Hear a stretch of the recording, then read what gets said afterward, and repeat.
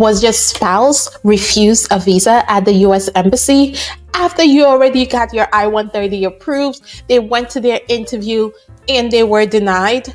Well, in this video, I'm going to talk to you about the steps that you can take in the situation.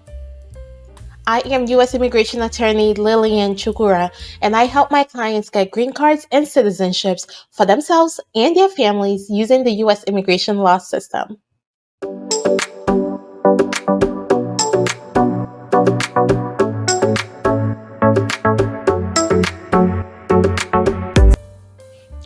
The first thing you need to do is get a full debrief from your spouse right after their interview, before they've had time to forget any details. Is find out exactly what questions were asked, what happened, what documents did the officer look at, what did they say, what did your spouse say. Have a full debrief so that you know exactly what happened at that interview as soon as the interview finished. The longer you wait to do this debrief, the more the person is going to forget. So you want to make sure that as soon as your spouse tells you, I'm done with my interview, the officer refused me the visa. Okay, let's talk about exactly every single detail of what happened in the interview, from the time you walked into the building to the time you walked out of the building. This is really key because you want to know exactly what happened. And if you come to me after your visa is refused, I will have this question for you. So if you already have this done and you have the detailed notes of exactly what happened, it will help the lawyer know what the next steps will be. Secondly, you want to find out what the officer wants, right? Did the officer just flat out deny the case, or did the officer want specific documents, want a waiver? What is it exactly that the officer wants as the next step? If your visa is refused, the officer will give you a 221G letter. Okay, when they give you this letter, you need to look at the boxes they check off, because depending on the box they check off and what they write on it, they may even tell you exactly what they need from you. And once you provide the things they need from you, they will be able to approve your case. So it's really important that not only you do the debrief, but look at the 221G letter to see exactly what the officer wants. Sometimes the letter is not enough. The officer may say, oh, you need a waiver. You qualify for a waiver. That's what they check off on the 221G document, but you don't know why they're saying you need a waiver. The way to get the information, so this is the the third step, right? So after you have the debrief, after you've looked at the 221G letter, and you still are not clear on what the issue is, you want to then contact the embassy. We do this for our clients. We would contact the embassy, their immigrant visa unit, to find out what happened, right? Why does this person need a waiver? Why is this visa refused? And typically the officer will respond and say exactly why they're refusing the visa or why the person needs a waiver. So it's really important to go through these 3 steps because, again, you want to make sure that you have all the information before you take the next step of fixing, right? Before you can fix the issue, you need to know what the issue is. And sometimes people want to, tell me, oh, I know exactly what the issue is. It's X, Y, and Z. And then when I contact the embassy to get more information, it's something completely different. So you want to make sure that you know exactly what the problem is so that when you're fixing, you're actually putting in the right fix. You're not just giving the embassy additional documents when they're saying you need a waiver. Okay, so it's really important. Remember, with a 221G letter, you have a year to respond. So if the officer asks for specific documents, you want to get it to them as soon as possible. But remember, you have up to a year to provide that document for them to continue processing your case. Now let's talk about what the issue could be. So usually you get the refusal, You've gone through these 3 steps and you find out one of these things is the issue. Let's talk about it. The first issue that most people have is their documentation is not complete. The officer gets to the interview, looks for a specific document, and they don't see it. Now they want you to bring that document to them. Or you say something in the interview like, oh, I used to be married, but there's no marriage, there's no divorce decree. There's nothing to show that that marriage ended. Well, the officer is going to request for that. So whatever document you're missing, just make sure that you go immediately and find the document and respond to the 221G letter immediately. Some embassies, for you to drop off document, you have to make an appointment. You want to make a 221G appointment. Some embassies have specific days that you can go and drop off documents. Okay, so you need to figure out which option your embassy has, whether you have to make an appointment or if they have specific days. For example, the Liberian embassy has specific days. Mondays between certain times, you can go and just drop off documents. The Nigerian embassy will want you to make an appointment, which, good luck.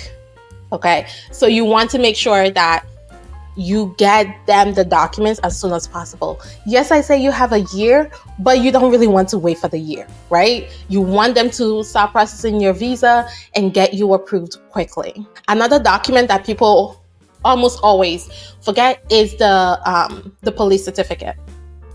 The police certificate expires. So typically they're good for 1 year. In some places you'll see your certificate and they'll say it's good for 3 months, but for the embassy it's good for 1 year. If you do not update, if it's been over a year and you do not update your police certificate, the embassy can ask you for an updated one, which then delays your case. So that's why you want to make sure that your documentation is complete. Watch my last video on how to prepare for your marriage visa interview to understand that you need the police certificate. So if the only issue after you have looked at the 221G letter, done a debrief with your spouse, and or contacted the embassy, if the only issue is that they want a specific document, then you want to make sure that you provide that specific document with the way that the embassy wants you to provide it. They will tell you how to provide the document. Once you provide all the documents, then the embassy can process your case and approve it. The next thing that typically leads to a 221G letter is if the officer does not believe the relationship, right? The officer interviewed your spouse, interviewed you, and decided, I don't actually believe that these people are in a legitimate marriage. If that becomes the issue, it will say so on the 221G letter. Maybe the officer wants more documentation, or the officer may refuse the application and send the file back to USCIS to decide whether they are going to revoke the I-130 that was already approved. That's why I stressed in my last video that when you're preparing for this interview, you want to take documentation, proof of your relationship. You need to be prepared to answer questions about your relationship, about your spouse, so that you can avoid this particular issue. So you want to make sure that you are presenting as much documentation as possible to the officer at your marriage visa interview so that they can't even question whether your marriage is real or not.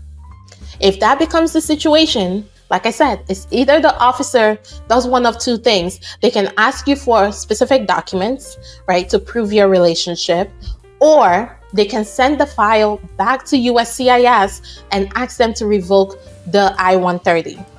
If that becomes the situation, if the officer decides to send the file back to USCIS, you need to wait for USCIS to get the file, to review what the embassy said, and then send you a notice of intent to revoke. The notice of intent to revoke will tell you the reasons why they want to revoke the I-130. You get an opportunity to respond with additional document, with responses to the specific issues. This does not mean that, being refused because the officer says, oh, I don't believe in your marriage. That's not the end of it. Okay. The file will be sent back to USCIS to revoke the I-130 if the marriage is the thing that's at issue. So you want to make sure that you go through those first steps of finding out exactly why you were refused and start preparing for that notice of intent to deny, and start preparing to have those documents to respond to the notice of intent to revoke. If you are getting value out of this video, don't forget to like, share, and subscribe so that you do not miss any of my future uploads. Another reason the officer may refuse the visa is if they find that there's any misrepresentation or fraud. If there's misrepresentation and fraud, the officer will give you the 221G letter and mark off that you qualify for a waiver. You will need to file an I-601 waiver in order to then be able to have your application approved. The I-601 waiver is a waiver based on you having a U.S. citizen or permanent resident spouse or parent that will suffer extreme hardship if you were not allowed to come to the US and live with them, or if they had to move to your home country and live there with you. So you really want to be prepared for your interview to make sure that before you go in there, that you are reviewing your immigration history to make sure there's no misrepresentation that can possibly come up. Because if you know there's going to be misrepresentation or anything that will require a waiver that will come up at the interview, you want to be prepared for that.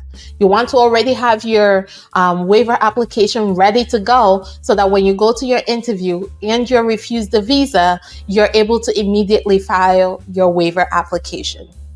The 601 waiver applications can take up to 2 years to be approved. So you really want to be prepared ahead of time. This is also where the finding out exactly why your visa is refused is so important. Because if they tell you, oh, you had misrepresentation or you had fraud in the past, so you need this waiver, what was the misrepresentation? What was the fraud? Because how can you ask for a waiver if you don't even know what the issue was? Sometimes the officer may say, well, you presented this document and the document is fraudulent, but and you can prove that the document is not fraudulent.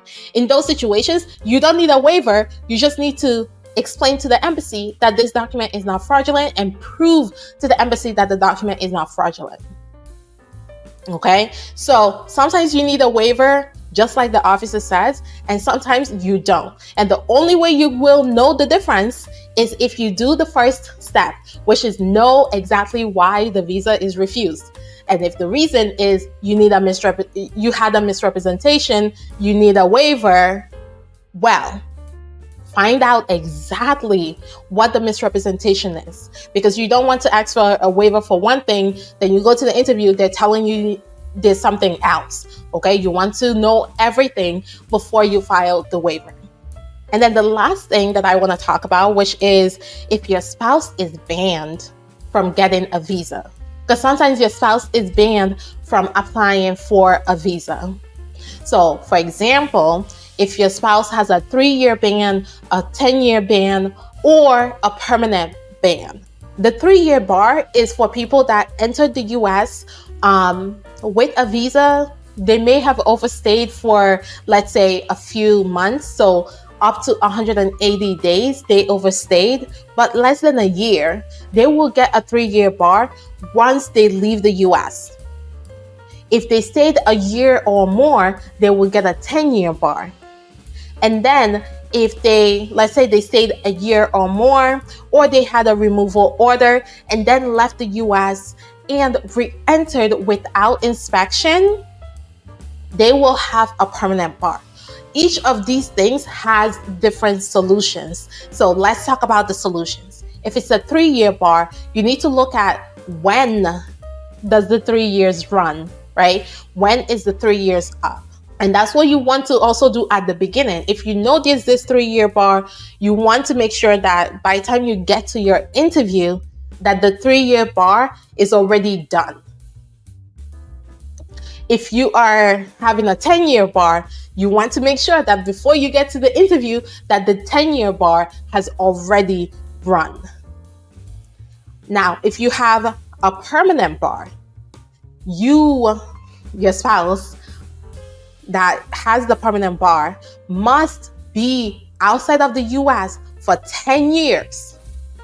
10 years living outside of the US before you can apply for the visa and apply for a waiver. So if you have a 10-year bar, you can just wait for it to run. If you have a 3-year bar, you can just wait for it to be up before you have your interview. But if you have a permanent bar, you need to not only be outside of the US for 10 years, be outside of the US for 10 years and prove that you've been outside of the US for 10 years. You also need to apply for a 212 waiver for you to then be able to apply for the visa. You want to make sure that you have that 212 waiver before your interview. And then if the officer decides that you also had a misrepresentation and need a I-601 waiver, you will do it after the interview, okay? So it's really important to know if you have any bars to you being able to get a visa before you even get to the interview. But if you're already at the interview and you're getting refused because they're saying that you have this bar, you want to know which one it is and what the solution is. Because in some situations, it's just within a few more months, right? In other situations, like the permanent bar, you will have to stay outside of the US for 10 years and then apply for the waiver and then go to your visa interview and then be able to be approved. Okay, so you want to know all these things. So quick recap. Once your visa is refused, you want to make sure that you write down every single detail from the time you walked into the embassy to the time you walked out. What happened? Who did you talk to? What was said? What documents did they review? What questions did they ask you? How did you respond? All those things matter. So you want to list them. You want to also make sure that you are reviewing to the 221G letter to make sure that you know exactly what the officer wants from you. And if it's still not clear what the reason is, you can reach out to the immigrant visa unit at the embassy to find out exactly what is the issue, right? If they tell you there was misrepresentation and you need a waiver on the 221G letter, you want to still reach out to the embassy and find out what was the misrepresentation that they are accusing you of. Because sometimes the misrepresentation is not actually misrepresentation or fraud.